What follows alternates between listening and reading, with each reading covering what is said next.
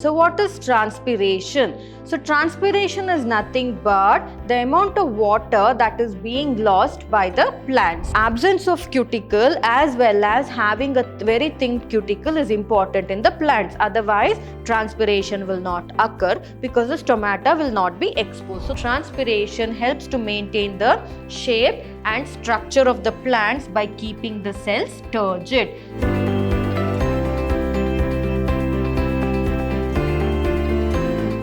Hello everyone, a warm welcome to another session on chapter 11, that is transpiration in plants. I am Dr. Divya, biology faculty, Vidyashram Pre-University College, Mysore, Temple of Excellence.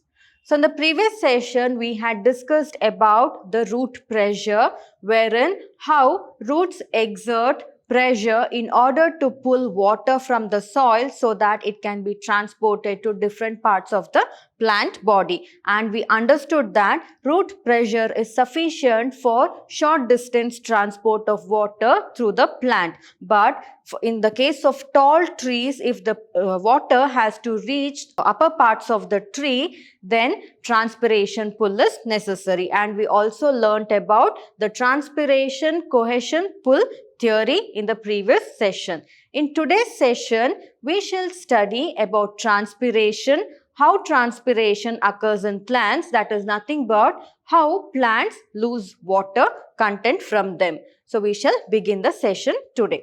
So let us study about transpiration. Transpiration is the evaporation of water from the plant. So plants, as they take water from the soil, wherein the roots absorb water based on the root pressure, and it is transported to different parts of the plant, that is through two important pathways, that is apoplast pathway and symplast pathway, which we have studied in the previous sessions, right? So based on these two pathways, as the water travels, some of the water has to be lost through the plant, right? So how are these water lost in the form of vapor through the plant is through the structures called as stomata. So we know that the green leaves, they are made up of a epidermal covering, right, which is the epidermis. Above to the epidermis, there is present one more layer, which is a waxy coating called as the cuticle. So cuticle, though may not be present in all plants, but in most of the plants, if it is present, they are either thin in nature or they may be thick in nature. So if the cuticles are thick in nature, then the rate of transpiration will be very, very less. That is, the rate of loss of water in the form of vapor from the plants will be very, very less. Why? Because if the plants are covered, if the plant leaf surface is covered by a thick cuticle, it will have sunken stomata. The stomata will sink in the epidermis. Therefore, since the stomata will not be exposed to the external environment properly because of the thick cuticle, the evaporation of water will be very, very minimal, or it will not be there. But transpiration is actually very, very important. If the roots has to absorb water from the soil, the loss of water is also that much important. So talking about the mesophyll cell. So just below the cuticle is present a layer of epidermis, and just below the epidermis is present the mesophyll cells. And in the epidermis, some of the cells of the epidermis, they form the stomatal apertures. So stomata are usually present on the ventral surface of the leaf, that is the lower surface of the leaf in most of the dicotyledonous plants. But in the case of monocots, they are isobilateral, meaning they are present upper surface, that is the dorsal surface of the leaf, and the lower surface, that is the ventral surface of the leaf. So here, when talking about the stomata is usually made up of two guard cells. So the guard cells are bean-shaped structures, and usually the stomata are open during the daytime, and at night they are closed. So when they are open during the daytime, it is through the stomatal pore, which is also called as the stomatal aperture. So this opening that is there, it is the stomatal aperture or the stomatal pore through which the water evaporates. Not just the water evaporates, but also exchange of gases takes place through the stomata as well. So I told you the stomata are open during the daytime and they are closed during the night. So what is actually causes this opening and closing of the stomata. So in stomata, that is especially in the guard cells of the stomata. So what are the guard cells? These two are the guard cells. They are the bean-shaped structures. They are called as the guard cells. So these guard cells have fiber-like structures in them called as the microfibrils. So these are the microfibrils, and these microfibrils are the ones which actually result in closing of the stomata, which help in the guard cells to close and then to open. So microfibrils are therefore very, very important to promote opening and closing of the stomata. And you can see the stomatal aperture, which is nothing but the stomatal pore or the stomatal opening that is present through which during the daytime through which the waters, that is excess water that is there in the plant, which will be lost in the form of water vapor, that is by transpiration. It actually occurs, the loss of water vapor actually occurs through the stomatal pore. So now we know about how transpiration occurs. And what is transpiration? It is nothing but the loss of water from the plants in the form of vapor, and transpiration, that is the loss of water, actually takes place through the stomatal openings, especially those stomata that are present on the dorsal side of the dicotyledonous leaf, whereas in grasses it is present on both the sides. So next, let us talk about some of the important factors or the physical properties of water that is needed in order for the transpiration to occur. So the transpiration is a driven ascent of xylem sap, right? So here nothing but, so in transpiration what happens? The loss of water in the form of vapor will occur. So during that time what happens? If the transpiration has to occur properly, then the physical properties of the water should be taken care of. So what are the physical properties of water? Has to be present if transpiration has to occur properly. So the first property of water is cohesion. So cohesion is nothing but the mutual attraction between the water molecules. So here what happens here is the water molecules get attracted to each other, forming a continuous chain of water molecules, and this attraction or cohesion of water molecules actually helps in the transpiration process. So therefore the mutual attraction between water molecules is very, very important for the transpiration to occur. We have studied about this in the transpiration pull, right? It is called as cohesion, tension, transpiration, pull. So it is understood wherein the water molecules, they should bind to each other, forming a continuous chain. If there is a break, if cohesion is not there and there is a break between the water molecules, then the continuity of the movement of water or the pull of water will not be there. So therefore it will also affect the transpiration rate. Next is the adhesion of the water. So adhesion of water means water should stick on to some surface, right? Where should it stick on to? It should stick on to the vascular bundle. Which vascular bundle? It is the xylem. So here the attraction of water molecules to the polar surfaces. So the polar surfaces, the best example that we can take of is the surface of the trachary elements. So xylem, they have certain xylem fibers present in them, which are made up of which are nothing but the trachary elements. So there are different types of xylem fibers or trachary elements that are present. So some may be having spiral thickening, some may be pitted. So there are different types, right? So these trachary elements, the water molecules have to go and adhere to them, or they have to stick to them. Why the xylem element? Because the xylem will be the one which is transporting the water in the plants, right? So that is why. So therefore adhesion is also one of the important physical property that a water should have if transpiration has to occur correctly. Next is surface tension. So surface tension means one water molecule should, or one drop of water should get attracted or attached to another drop of water. So therefore a strong bond is formed between them.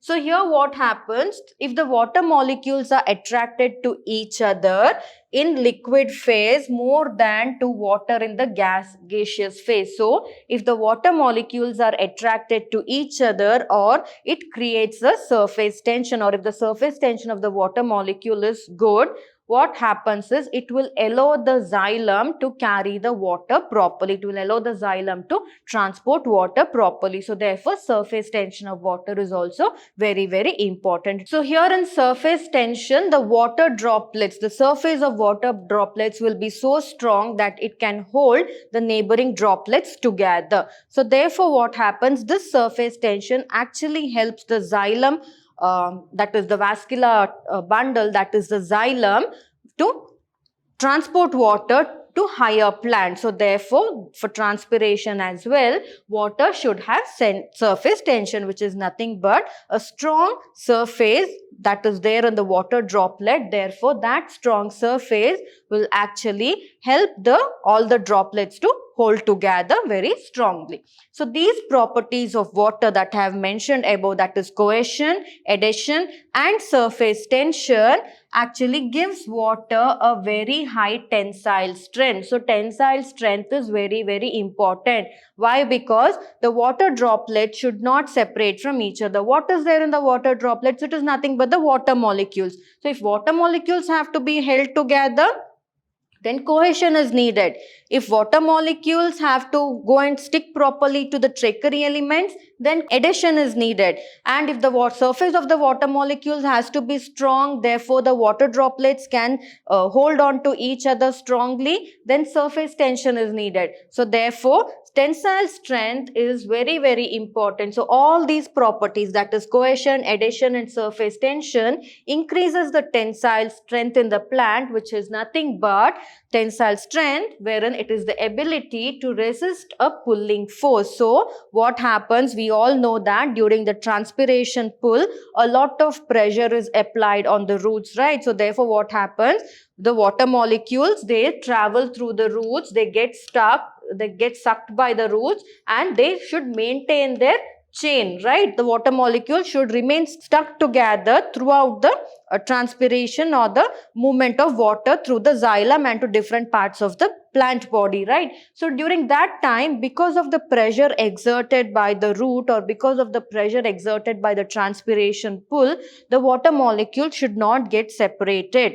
There should not be a break between the chains of the water molecule. So therefore, tensiles, all these, that is cohesion, adhesion and surface tension, gives water a very good tensile strength, wherein it helps the water to resist or to balance the transpiration pull or the pressure exerted by the transpiration pull, and also the high capillarity of water. So water, they actually move through very fine tubes, right? They move through the veins and all that are present in the leaf. So they have to move through very fine tubes. So that is nothing but the capillary movement of water. So it also increases the tensile strength, also helps the water to resist against the pressure. It gives resistance against the pressure to the water, and also it increases the capillarity, that is the movement of water will also be increased because of this tensile strength, wherein the water can move through very thin tubes without a break in between the water molecules. So therefore, water should have these three properties if it has to travel through the plant body and therefore move out of the plant body in the form of vapor. So in plants, capillarity, what is capillarity? It is nothing but the movement of water in the plants through very thin tube-like structures. So it is helped by the small diameter of the trachary elements. So the tracheids and the vessel elements. So xylem is made up of tracheids and xylem vessels, right? So if capillarity has to occur, then the adhesion of water should be very, very good. What is adhesion? Adhesion actually helps the water molecule to go and stick to the. Now cohesion is there, water molecules will be in the form of a chain. Now these chains of water molecules should go and adhere or should go and stick to the trachary elements, right? So if it has to go and stick to the trachary element, adhesion is very, very important. Next is the surface tension is important. Why surface tension is important? The water molecules have to get attracted to each other and they have to move in a continuous chain, right? The water molecules. So therefore, In plants, capillarity is helped by the small diameter of the trachary elements that are present in the xylem. So xylem, they have very small tube-like structures of trachary elements, which are tracheids and the vessel elements. Through these tube-like structures, the water actually travels in by the three physical properties of water, that is cohesion, adhesion and surface tension. So these are the properties of water that is needed if transpiration has to occur properly. So next, talking about the movement of water in the leaves. So how water actually moves through the leaves. So before that, we shall understand the structure of a simple leaf. So the leaf is made up of the outermost layer, which is the cuticle. So cuticle, I told you, they can be very thick or they can be very thin, right? So some thick cuticle or thick waxy cuticles are usually found in water plants such as Nymphaea, Nelumbo, that is the lotus, water lily. So in all these plants, you can see the surface is usually covered by a thick waxy cuticle, and also thick cuticle are seen in desert plants, right? In most of the succulents, in cactus, all that thick cuticle is seen, which is almost plastic-like and shiny to look and waxy to look. So why is this? Is because in water plants, why waxy coating of thick cuticle is there is because the water plants are always in the water should not damage the leaves, right? The cells of the leaves. So therefore, it acts like a waxy coating. So if you put drops of water on a lotus, you would have seen the water droplets running like a pearl, right? It will not get sucked by the leaf. So that is one of the reason. And also in desert plants, why thick cuticle are there? So that the stomata get sunken. So if the stomata is sunken and it is not exposed properly, what will happen?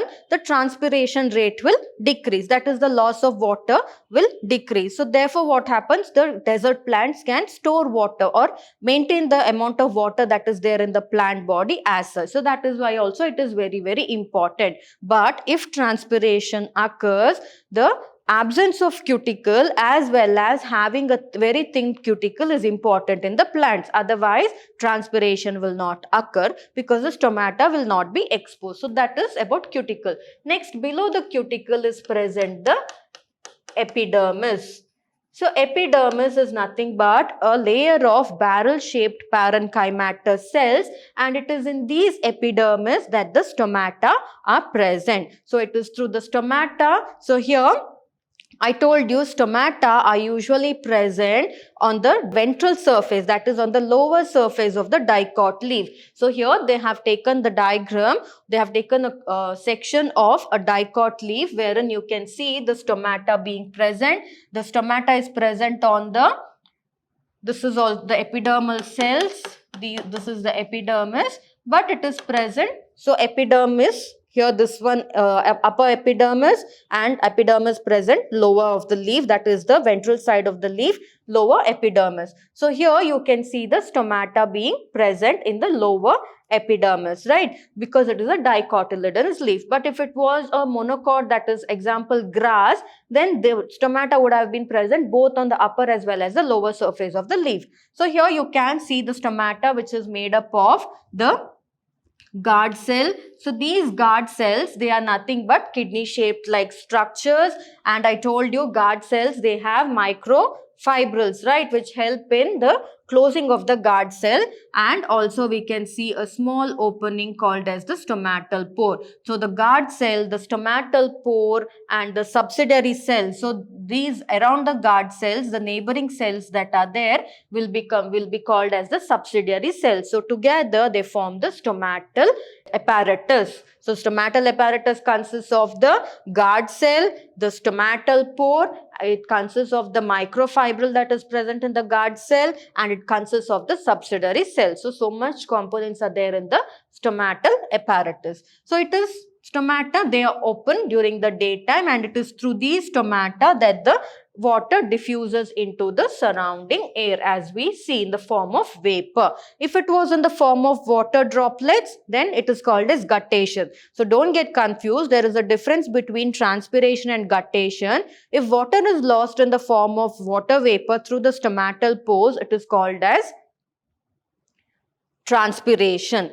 If water is lost through the leaf blades, that is in the form of water droplets, it is called as guttation. You might have seen guttation occurring in grasses. So early morning, when you can see in the leaf blades of grasses, you can see shiny droplets of water that is there. It is nothing but guttation. You have studied about this in the previous session as well.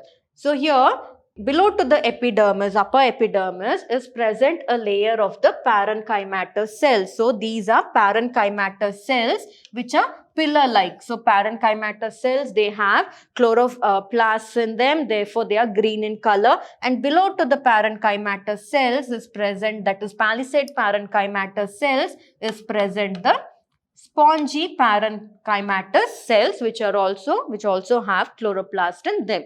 And below in this parenchymatous cell, that is somewhere between the palisade parenchyma and the spongic parenchyma, there is present the vascular bundle, that is xylem. And below the xylem is present the vascular bundle phloem. So xylem helps in the conduction of water, whereas phloem helps in the transport of food. Here we need to concentrate on xylem because we are talking about the transport of water. We are talking about transpiration where the loss of water will occur, right? So here xylem is there. So what happens? These stomata, xylem absorbs water. So water that goes into the xylem, so roots absorb water. It will be transported through different xylem elements. Then it will enter into the leaf, wherein the xylem that is present in the leaf will move the water into the intercellular spaces between the mesophyll cells. So when I say mesophyll cell, it is nothing but it is made up of parenchyma cells. Here it is palisade parenchyma and it is spongy parenchyma, and these actually diffuse out into the air. So whatever water is being taken, it will be the remaining water, which unutilized water, will be diffused out into the air through the stomatal opening, and this usually occurs in the daytime. So evaporation from the leaf, what is evaporation from the leaf called as? It is nothing but transpiration. So therefore transpiration, it actually creates a pressure gradient between the outer environment with that of the air spaces in the leaf. So why are there air spaces in the leaf? Because we all know that parenchyma cells are loosely packed, unlike the collenchyma cells, right? Collenchyma cells have thick deposits around them. So that is why they are tightly packed. But when it comes to parenchyma cells, they are thin-walled and there is no deposits on the parenchyma cells. Therefore, they are loosely packed. Because of the loose packing of the parenchyma cells, a lot of intercellular spaces are created between the parenchyma cells. So the water moves through these intercellular spaces and it evaporates because a pressure gradient will be created with the outer atmosphere. With the outer atmosphere, a pressure gradient will be created, and within the intercellular spaces of the leaf, between them, the pressure gradient will be created. So what happens here is the gradient is transmitted into the photosynthetic cells and on the water-filled xylem in the leaf vein. So therefore, in the leaf vein, what happens? Because of the pressure gradient that is created, the water actually diffuses into the surrounding air. So that is why this is how transpiration actually occurs through a leaf. So therefore, because of the difference between the pressure gradient between the intercellular cells of the mesophyll region of the leaf with that of the outer environment, the diffusion of water from the xylem elements to the outside will take place, therefore resulting in transpiration. So next, let us talk about transpiration and photosynthesis, how both have a relationship. So transpiration has many purposes, not just photosynthesis, not just helps in the process of photosynthesis, but in turn it has many other functions which we shall see. So we shall see what is the function or uses of transpiration. So transpiration, it actually causes a transpiration pull. So therefore, what happens if transpiration pull is there? When transpiration pull is there, it helps the root to absorb enough amount of moisture and transport it to different parts of the plant body, right? So therefore, it creates a transpiration pull. So as water is lost, the need for water will occur to the plants, right? So therefore, it creates a pressure which is nothing but a transpiration pull, therefore allowing the roots to absorb water and transporting it to different parts of the plant body. And not just that, transpiration therefore supplies water for photosynthesis. I told you there is a relationship between transpiration and photosynthesis. So because of transpiration occurring, a transpiration pull or transpiration cohesion tension is being created, therefore allowing the plants to absorb water. And if the plants absorb water, what will happen? That water will be utilized for the process of photosynthesis, because we know that water is one of the important raw material for photosynthesis along with carbon dioxide and sunlight, right? So therefore, it supplies water for photosynthesis, and also that whatever minerals are present in the soil, that will also be mixed with the water that is present in the soil. So soil water contains different types of minerals and nutrients, right? So therefore, as transpiration is occurring, a transpiration pull will be created, a pressure will be created, which will allow the roots to suck water. So when the roots are sucking water, along with the water, the solutes and the minerals will also move up to different parts of the plant body. So therefore, they help in transport of minerals from the soil to different parts of the plant body. And not just that, transpiration cools the leaf surface. So what happens during transpiration? So when the water droplets reach the surface of the stomata and they are trying to evaporate, what happens when, because of the evaporation, the leaf will become cool. The surface of the leaf will remain cool. So it cools the leaf surface. Sometimes it cools the leaf surface up to 10 to 15 degree by evaporative cooling. So as water is evaporating, what happens? It creates a cool surface on the leaf and it reduces the temperature on the surface of the leaf for about 10 to 15 degrees centigrade or Celsius. So therefore, it is very, very important. And also not just that, transpiration helps to maintain the shape and structure of the plants by keeping the cells turgid. So how it keeps the cells turgid? Why? Because if transpiration has to occur, the stomata should open. So when the stomata opens, what happens? They become turgid, right? So if they become turgid, that is why leaves roll during the night time. They lose their shape. Why is that? It is because the turgidity of the cells is being lost, but transpiration actually helps to maintain the turgidity of the cell, because as water is lost, the plants will try to take in water again, and you know that water actually helps to maintain the shape of the cells. If water is not there in the cell, what will happen? It will shrink. That is also one of the reasons. So therefore, transpiration helps to maintain the shape and structure of the plants by keeping the cells turgid. That is, it helps the cells to bulge, therefore maintaining proper shape and structure of the whole plant body. Next, there are other few points, such as because of active photosynthesis, what happens? As it has an insatiable need for water. So what happens? During transpiration also water is lost.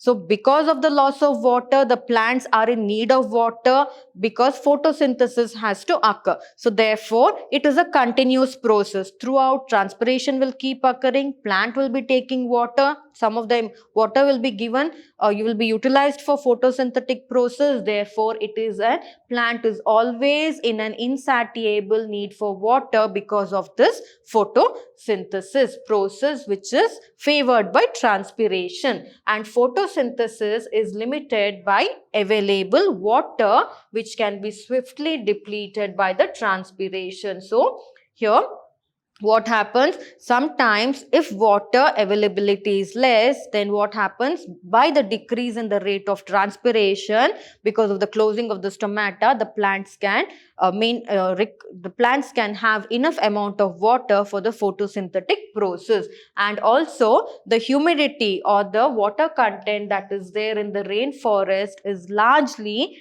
due to this vast cycling of water from the root to the atmosphere and back to the soil. So sometimes we say the weather is very humid, right? What happens with this humidity in the atmosphere or in the evergreen forest or in rainforest is mainly because of the loss of water. So evaporation of water means it is nothing but water is given back to the nature, right, in the form of vapor, and that water vapor itself, it comes back to the soil in the form of rain. So therefore transpiration helps in maintaining the humidity in the rainforest as well, wherein it cycles the water from the root to the leaf, and the leaf cycles it back to the atmosphere, and the atmosphere gives it back to the plant in the form of rain. So that is how it helps in water cycling. So these are the important reasons how for which transpiration actually is very important for the plant. So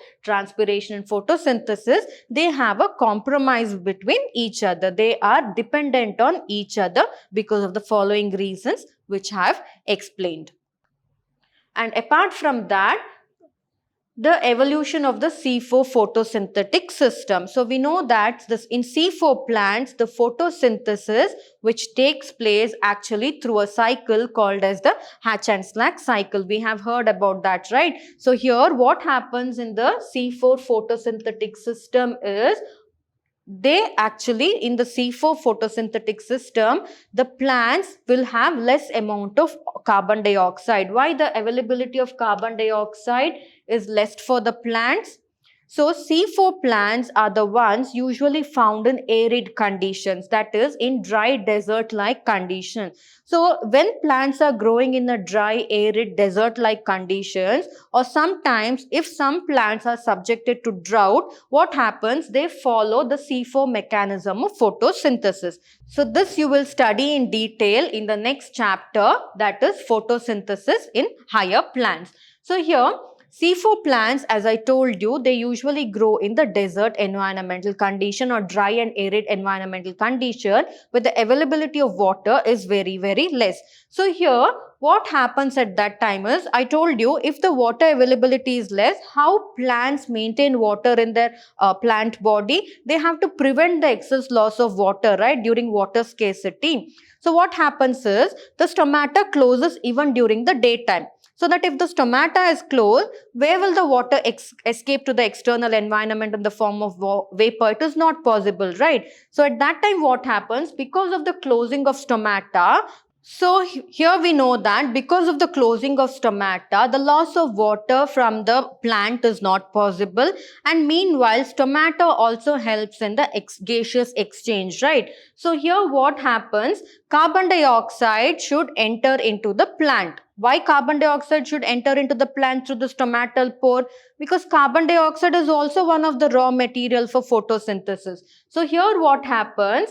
In C4 plants, a slightly different type of photosynthesis will occur, wherein the evolution of the C4 photosynthetic system is it is one of the strategies for maximizing the availability of carbon dioxide while minimizing water loss.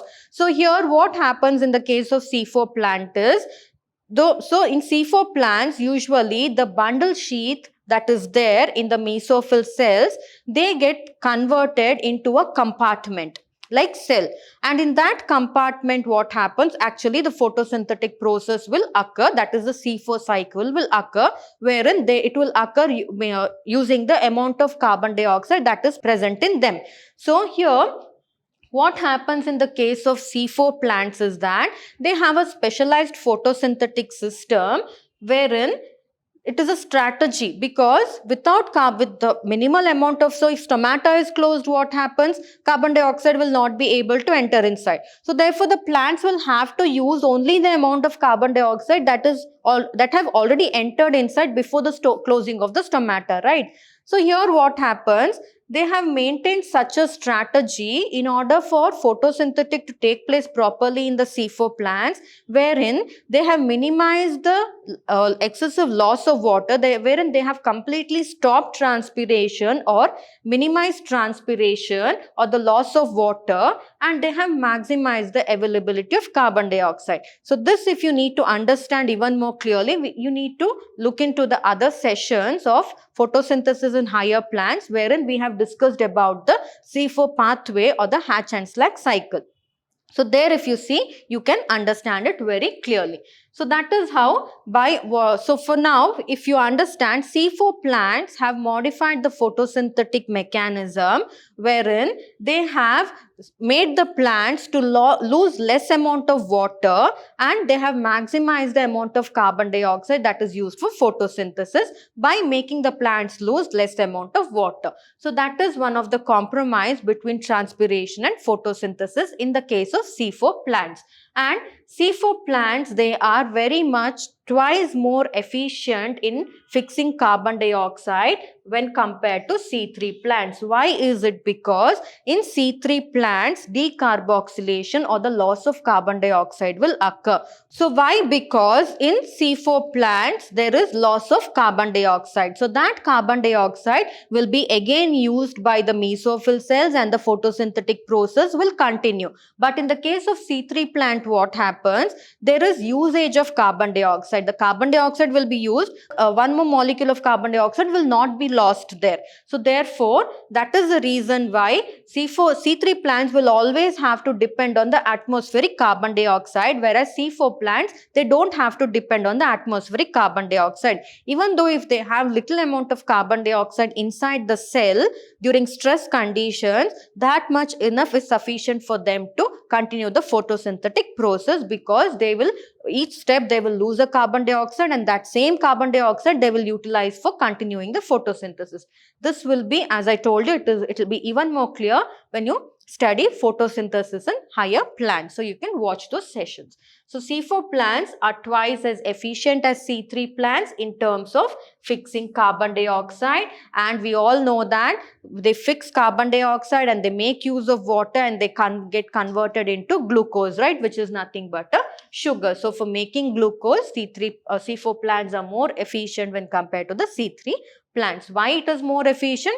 Because transpiration has compromised with photosynthesis, right? Transpiration has been minimized, and the raw material needed for photosynthesis, that is carbon dioxide, has been maximized. That is the reason. So here, sometimes even the C4 plant, it loses only half the amount of water when compared to the C3 plants, but transpiration is less in C4 plants when compared to C3 plant, for the same amount of carbon dioxide that is fixed. In both C3 as well as C4 plants, same amount of carbon dioxide will get fixed, but the rate of transpiration is almost greatly varies when compared to the C4 plant and that of the C3 plant, because in C4 plant, they lose only half amount of water when compared to that of the C3 plant. So this was about the compromise between the photosynthesis as well as the transpiration, wherein we saw that both go hand in hand. Transpiration also favors photosynthesis,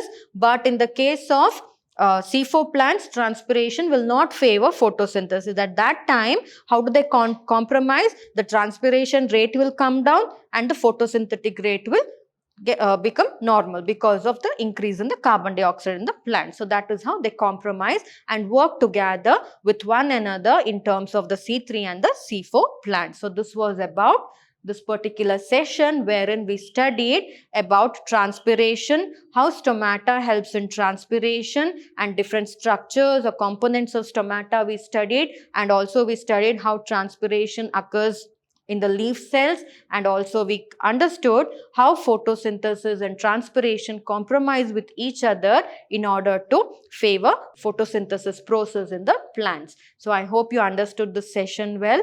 In the coming session, we shall study about the uptake of mineral nutrients. How? Because so far we learnt only about the transport of water molecules, right? So along with water molecules, minerals also will be absorbed from the soil. How these water help in the transport of mineral ions or minerals, we shall study in the coming session. So we shall meet in the coming session. Thank you.